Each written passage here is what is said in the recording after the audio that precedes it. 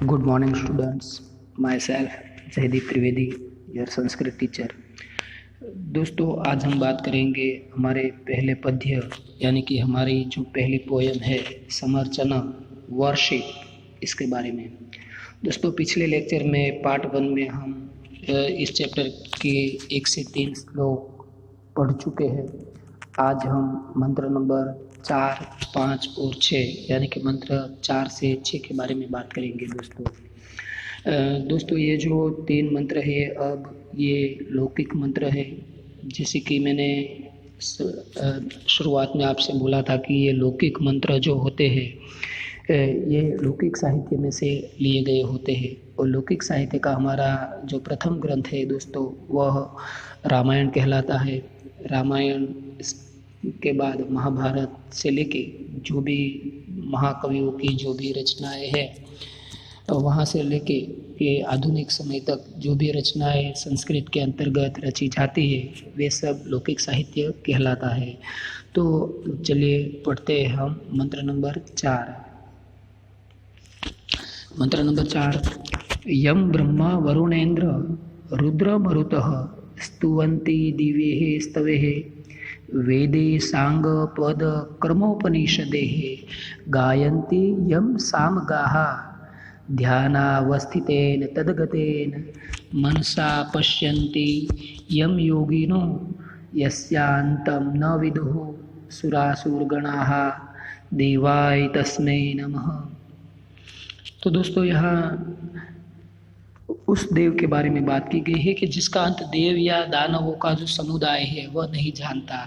यानी कि इस श्लोक में भगवान विष्णु की स्तुति की गई है। दोस्तों कहा गया है कि यम ब्रह्मा वरुण इंद्र रुद्र मरुतः दिव्य स्तवे स्तुवन्ति, कि जिसकी ब्रह्मा वरुण इंद्र रुद्र यानी कि रुद्रदेव और मरुत यानी कि पवन देव दिव्य स्तवे, स्तव का मतलब होता है जो स्तुति करने का जो साधन है दोस्तों, जो माध्यम है उसे स्तव कहते हैं। तो दिव्य स्तवे स्तुवन्ति, जिसकी ब्रह्मा वरुण इंद्र रुद्र और मरुत दिव्य स्त्रोतों से, दिव्य साधनों से स्तुति करते हैं। कहते कि वेदे सांग पद कर्मोपनिषदे गायन्ति यम सांगा, कि जिसका वेदे सांग, वेदे सांग ये शब्द का मतलब होता है सांग, तो स अंग और आगे का शब्द है दोस्तों वेदे, कि वेदे स अंग, वेदे अंग इसका मतलब होता है वेदांग, वेद के जो अंग है उसे वेदेशांग कहते हैं दोस्तों। जैसे हमारे बॉडी के पार्ट से हाथ पग इत्यादि, तो ऐसे ही दोस्तों ये जो वेद नाम के एक पुरुष की कल्पना की गई है हमारे शास्त्र में, इसके भी 6 बॉडी पार्ट्स है। इसमें शिक्षा, कल्प, निरुक्त, छंद, ज्योतिष और व्याकरण का समावेश होता है दोस्तों। तो ये जो 6 बॉडी पार्ट्स है इसे वेदांग कहते हैं।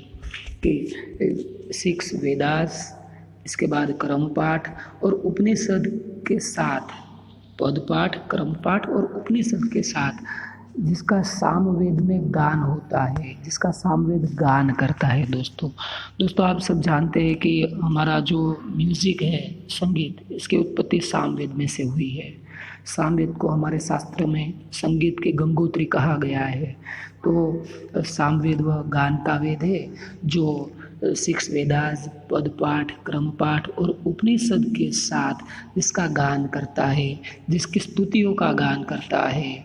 आगे कहते हैं तीसरी पंक्ति में कि ध्यानावस्थितेन तद्गतेन मनसा पश्यन्ति यम योगिनो, कि जिसको ध्यान की स्थिति में अपने मन की गति से योगी लोग देख सकते हैं। योगी मीन्स जो हमारे ऋषि मुनि रहे हैं, वह जब ध्यान करते थे तब ध्यान की स्थिति में अपने मन की गति से वे उसे देख सकते थे दोस्तों। तो ये मंत्र में इसके बारे में भी बात बताई गई है। आगे कहते हैं यस्यांतं न विदुः सुरासुरगणाः देवाय तस्मै नमः। यानी कि यस्यांतं, जिसका अंत, सुरासुरगणाः, यहाँ दोस्तों समास है सुर असुरः च, सुरः च असुरः च, कि जिसका अंत सुर और असुर, असुर यानी कि दानव, राक्षस, डेमॉन्स, जिसका अंत देवों और दानव नहीं जानते, मैं उस देव के चरणों में प्रणाम करता हूँ। तस्मै देवाय नमः, मैं उस देव को नमन करता हूँ, उसके चरणों में वंदन करता हूँ दोस्तों। तो यहाँ जिसका अंत देव और दानव नहीं जानते, ऐसे भगवान विष्णु की स्तुति दोस्तों इस श्लोक में की गई है। चलिए पढ़ते हैं सबसे पहले अब इसका ट्रांसलेशन। कहा गया है कि यम ब्रह्मा वरुण इंद्र रुद्र मरुतः स्तुवन्ति दिव्ये स्तवे, कि whose Brahma, Varuna, Indra, Rudra and other gods praise with divine. कहते वेदे सांग पद क्रमोपनिषदे गायन्ति यम सांगा, यानी कि Hume's singers in front who Singh with 6 Vedanga, पद पाठ, क्रम पाठ, as well as Vedang including उपनिषद, एज वेदास इंक्लूडिंग उपनिषद। आगे कहते हैं कि ध्यानावस्थितेन तद्गतेन मनसा पश्यन्ति यम योगिनो, कि with the yogis deserve with the mind attain to the state of medicine. इसके बाद कहा गया यस्यांतम न विदु सुरासुरगणाः देवाय तस्मै नमः, कि greeting to the god whose form is not known by the god as well as the demons।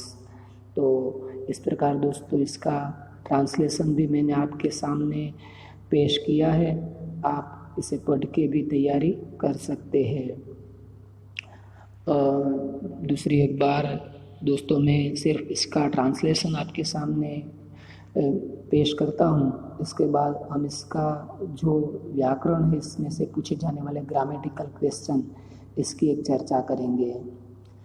Whose Brahma Varuna Indra Rudra and other god praise with divine, hymn singers in front who sing with 6 Vedanga, पद पाठ, क्रम पाठ, as well as including Upanishad, with the yogis deserve with the mind attain to the state of medicine, greeting to the god whose form is not known by the god as well as demons। तो ये रहा दोस्तों इस श्लोक का translation. अब मैं दोस्तों यहाँ से आपको जो ग्रामर के क्वेश्चन पूछे जाते हैं इसकी आपको बात बताता हूँ। दोस्तों यहाँ देखिए पहली पंक्ति में तीसरा वर्ड है वरुणेंद्र, तो यहाँ आप इसका संधि विग्रह कर दीजिए, वरुण प्लस इंद्र। जब हम संधि का चैप्टर पढ़ेंगे तब तो हम बात करेंगे ही, मगर अभी आपको इतना याद रखना है वरुण। तो इसके अंत में जब हम अण बोलते हैं, अण वरुण, तो वरुण के अंतर्गत हमें अस्वर मिलता है दोस्तों। और इंद्र जब बोलते हैं तो उसकी शुरुआत ई से होती है। तो पहला शब्द है वरुण जिसके अंत में अस्वर मिलता है, और दूसरा शब्द है इंद्र जिसकी शुरुआत में ई मिलता है। तो अ और ई के मेल से हो जाता है ए। तो हमारे पास वरुण शब्द था तो उसके साथ ए लगाने से हो गया वरुणे, और वो जो ई था उसका तो हो गया है ए, तो नंद्र लगा देना है। तो इस प्रकार वरुण प्लस इंद्र बराबर वरुणेंद्र हो गया दोस्तों। और एक बात दूसरा यहाँ दोस्तों मरुत शब्द है, मरुतः, तो मरुत पवन देव के लिए शब्द प्रयुक्त हुआ है दोस्तों। तो पवन को हम संस्कृत में अनिल भी कहते हैं दोस्तों, उसे समीर भी कहा जाता है। तो ये आप नोट कर लीजिए, ये पर्यायवाची में आपको पूछा जा सकता है। आगे का शब्द जो मैं बोलूँ तो वो है स्तुवंती, गायंती और पश्यंती। तो दोस्तों पिछले सप्ताह में मैंने जो प्रेजेंट टेंस आपके सामने पेश किया था, वर्तमान काल के रूप जो हम पढ़ चुके हैं, इसमें दोस्तों आपको पता ही होगा कि वर्तमान काल परस्मैपदी के प्रत्यय मी वह मह, सी थह थ, ती तह अंति। तो यहाँ देखिए दोस्तों, स्तुव अंति, गाय अंति, पश्य अंति, सब में अंति प्रत्यय लगाया गया है। तो ये दोस्तों निश्चित तौर पर आप कह सकते हैं कि वर्तमान काल परस्मैपदी में अन्य पुरुष बहुवचन का रूप होगा। अगला एक शब्द है दोस्तों सुरासुर गणाहा। तो अभी मैंने बोला था श्लोक समझाने के वक्त कि सुरह च असुरह च। तो च जब दो शब्दों के बीच में लगता है दोस्तों, तो सुरह च असुरह च, तो ये सुर और असुर मिलाकर हो गया द्वंद्व समास। क्योंकि और के लिए संस्कृत में च लगता है दोस्तों, और च जब दो शब्दों के बीच में लगाया जाता है तो वहाँ द्वंद्व नाम का समास दोस्तों बनता है। आपको इतना याद रखना है कि सुरासुर गणाहा, तो ये होगा हमारा द्वंद्व समास। तो ये हो गया दोस्तों हमारा पहला श्लोक। दोस्तों बात करते हैं अगले श्लोक के बारे में। तो अगला श्लोक इस प्रकार है, भयानां भयं भीषणं भीषणानां, गतिः प्राणिनां पावनं पावनानां, महोच्चे पदानां नियंत्रोत्वमेकं, परेशां परं रक्षकं रक्षकानां।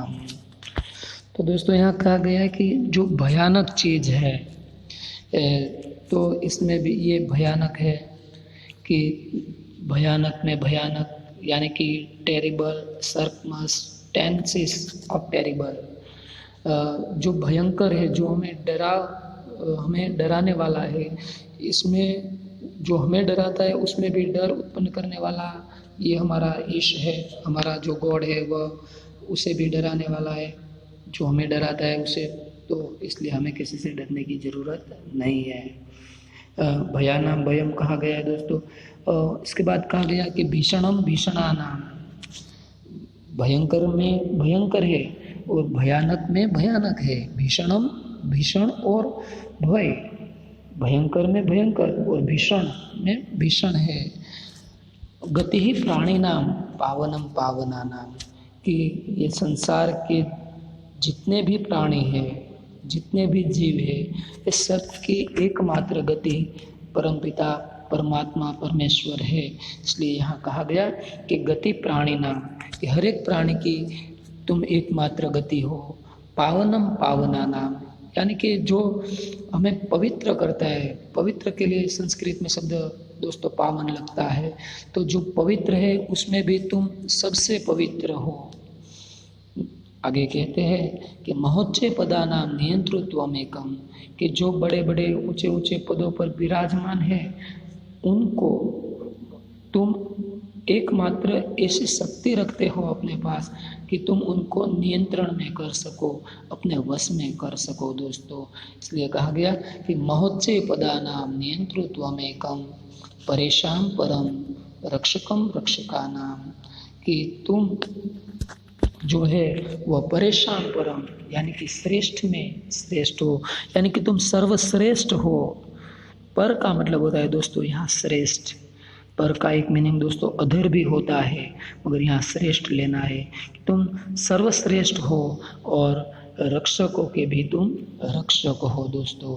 इस प्रकार अपने आराध्य देव, अपने ईश को इस श्लोक में कवि स्तुति करते हैं, उसे विनती करते हैं, उसके गुणगान गाते हैं कि हे ईश, तुम भयानां भयं भीषणं भीषणानां, गतिः प्राणिनां पावनं पावनानां, महोच्चे पदानां नियंतृत्वमेकं, परेशां परं रक्षकं रक्षकानां।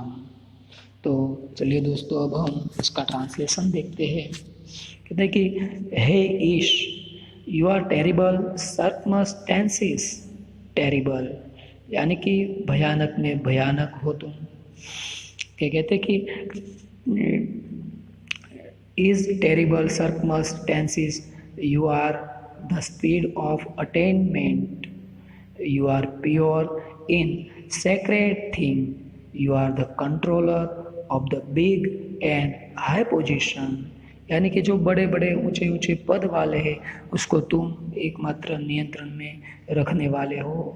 You are my the best of the best and the protector of the best, कि तुम मेरे लिए सबसे श्रेष्ठ हो, तुम सबका रक्षण करने वाले हो। ठीक है दोस्तों, तो अब हम सिर्फ इसका ट्रांसलेशन मैं आपके सामने पेश करता हूँ, इसके बाद इसका ग्रामर हम दोस्तों देखते हैं। हे ईश, you are terrible circumstances, terrible is terrible circumstances, you are the speed of attainment, you are pure in sacred things, you are the controller of big and high position, you are my the best of the best and the protector of the best। तो ये हो गया दोस्तों ये श्लोक। दोस्तों मैं आपको एक और बात इस श्लोक के बारे में बताऊं तो ये बात ये है कि श्लोक ट्रांसलेशन के लिए बहुत ही IMP रखता है। मोस्ट टाइम पे श्लोक है दोस्तों, फर्स्ट एग्ज़ाम में इसका ट्रांसलेशन आपको पूछा जा सकता है, इसलिए ध्यान से इसका ट्रांसलेशन करना है। ठीक है, और ग्रामर की बात करें तो ग्रामर में देखिए दोस्तों, भय उसे आनाम प्रत्यय लगा और शब्द हो गया भयानाम। भीषण तो उसे आनाम लगाया तो भीषण आनाम हो गया। इसी तरह प्राणी को आनाम लगाने से प्राणी नाम हो गया। पावन उसको आनाम लगाया, पावना नाम हो गया। आनाम आनाम आनाम आप देख सकते हैं। रक्षक आनाम तो रक्षक आनाम। तो ये आनाम जो प्रत्यय है दोस्तों, आनाम या तो आणाम, कि दोस्तों षष्ठी विभक्ति का बहुवचन का प्रत्यय है दोस्तों। तो यहाँ हम कह सकते हैं कि भयानाम, तो भय शब्द अकारांत वाचक है और उसका षष्ठी विभक्ति बहुवचन का ये रूप आएगा। ऐसे ही पावना नाम ले ले तो वह भी षष्ठी बहुवचन आएगा। रक्षका नाम तो वह भी दोस्तों षष्ठी विभक्ति बहुवचन में आएगा। दूसरा शब्द दोस्तों महोच्चय है। यहाँ दूसरी लाइन में जो पहला शब्द है महोच्चय, ये आपको संधि में पूछा जाए, संधि विग्रह कीजिए, संधि विग्रह कुरुत। तो महा वत्ता उच्च है, महा वत्ता उच्च है बराबर हो गया महोच्चय। क्योंकि हम जब महा बोलते हैं तो आपको पता ही होगा कि महा तो उसमें आ स्वर होता है और उच्च है में उ स्वर होता है। तो आ प्लस उ को यदि हम मिला दें तो हो जाता है ओ। ठीक है, ओ या आ के बाद जब उ आता है तो उसका हो जाता है ओ। तो महा प्लस उच्च है तो उसका हो गया महोच्चय। तो ये संधि में पूछा जा सकता है दोस्तों, खास ध्यान रखना। अगला प्रश्न है वह त्वम एकम है। इससे तो आप बोलेंगे तभी इसका संधि विग्रह हो जाएगा, त्वम एकम। मगर त्वम में म कैसा आएगा? त्वम हमारी स्वर पेटी में रहता है, अंदर की ओर रहता है म। हम जब बोलते हैं तो म पूर्ण बोला नहीं जाता, अंदर की साइड में रहता है, तो ये होगा त्वम, हलंत म होगा। ठीक है, तो इस प्रकार दोस्तों ये श्लोक है जिसमें से आपको ग्रामर के इतने क्वेश्चन है वह पूछे जा सकते हैं। अगला श्लोक दोस्तों इस प्रकार है, वयम त्वाम स्मरामो वयम त्वाम भजामो वयम त्वाम जगत साक्षी रूपम नमामः सदेकम निधानम निरालंबम ईशम भवाम भूधिपूतम शरणम व्रजामः। कि ये जो श्लोक है दोस्तों श्लोक पूर्ति में पूछा जाने वाला है, इसका आप गान कर सकते हैं। वयम त्वाम स्मरामो वयम त्वाम भजामो वयम त्वाम जगत साक्षी रूपम नमामः सदेकं निधानं निरालंबं मेषं भवाम्भोधिपोतं शरणं व्रजाम। इस प्रकार आप गान भी कर सकते हैं। कहते कि हे ईश्वर, हे ईश, मैं तुम्हारा स्मरण करता हूँ, मैं तुम्हें याद करता हूँ। वयम त्वाम भजामो, मैं तुम्हारा भजन करता हूँ। वयम त्वाम जगत साक्षी रूपम नमामः। तो साक्षी का मतलब होता है दोस्तों विटनेस, कि ये जो पूरा संसार है, ये पूरा जो विश्व है, इस विश्व के साक्षी के तौर पर मैं आपको वंदन करता हूँ। इसके जगत के साक्षी के तौर पर आपको मानता हूँ और आपके चरणों में नमन करता हूँ। सदेकम निधानम, कि तुम एक सत्य का परम निधान हो। निधान का मतलब होता है दोस्तों खजाना, कि तुम सदेकम निधानम निरालंबम ईशम। निरालंब का मतलब होता है दोस्तों कि जिसका कोई आधार नहीं है इस दुनिया में, जो निराधार है, उसके तुम ईशम हो। निरालंबम ईशम, जिसका कोई आधार नहीं है, तुम उसके आधार हो।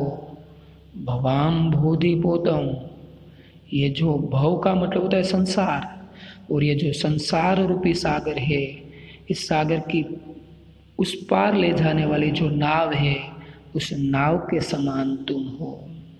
दोस्तों हम जानते हैं कि सागर होता है, समुद्र जो होता है, उसमें हमें एक स्थान से दूसरे स्थान पे जाना होता है, तो वो पार करके जाना है, तब हमें नाव की ज़रूरत पड़ती है। तो ये जो संसार है, इसे यहाँ सागर का रूपक बताया गया है दोस्तों, और ये संसार सागर को हमें पार करना है। तो ये संसार रूपी सागर को पार करने के लिए हमें अपने जो आराध्य देव है, अपने इष्ट देव है, उसे नाव के समान मानना है। इसलिए कहा गया कि तुम इस संसार रूपी सागर से पार करवाने वाले नाव हो।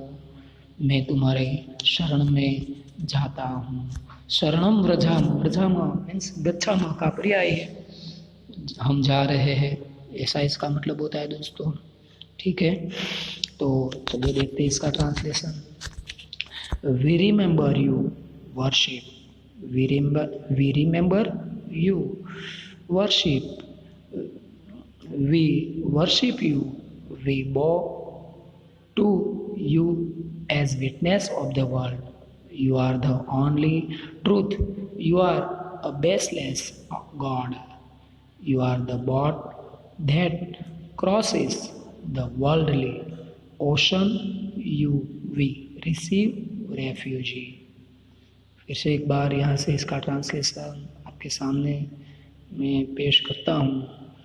We remember you. We worship you. We bow to you as witness of the world. You are the only truth. You are a baseless God. You are the boat of that crosses the worldly ocean. You will receive refugee. तो यहाँ दोस्तों इस प्रकार ये मंत्र है। यहाँ भी दोस्तों आप ग्रामर की बात यदि हम करें तो यहाँ आप देखें कि नमामः प्रथम लाइन में अंतिम शब्द है, तो नम क्रिया धातु है, उससे नम का नमा आकारांत करके अंत में मह प्रत्यय लगाया गया है दोस्तों। तो हम कह सकते हैं कि वर्तमान काल परस्मैक पद उत्तम पुरुष बहुवचन का रूप दोस्तों आएगा। वैसे ही व्रज के साथ में आमह लगा दिया, हो गया व्रजामह। कि अब तो आपको पता ही होगा कि वर्तमान काल है वो आप पढ़ चुके हैं।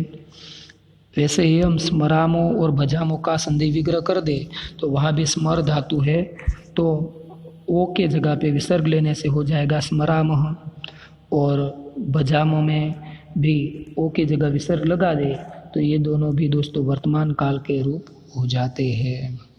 ठीक है दोस्तों, तो इस चैप्टर में ये अंतिम श्लोक है। तो यहाँ से ये श्लोक आपको श्लोक पूर्ति में 2 मार्क में पूछा जा सकता है, खास करके मंत्र नंबर 1, 3 और ये 6 है, तो आपको ये पूछा जा सकता है। तो खास ये संस्कृत में आपको तैयार करना है। यहाँ तक हम इस वीडियो लेक्चर को रखते हैं। नेक्स्ट लेक्चर में हम इसका जो स्वाध्याय है तो इसकी PDF मैं आपको भेज दूंगा और हम आगे के अभ्यास के बारे में दोस्तों बात करेंगे।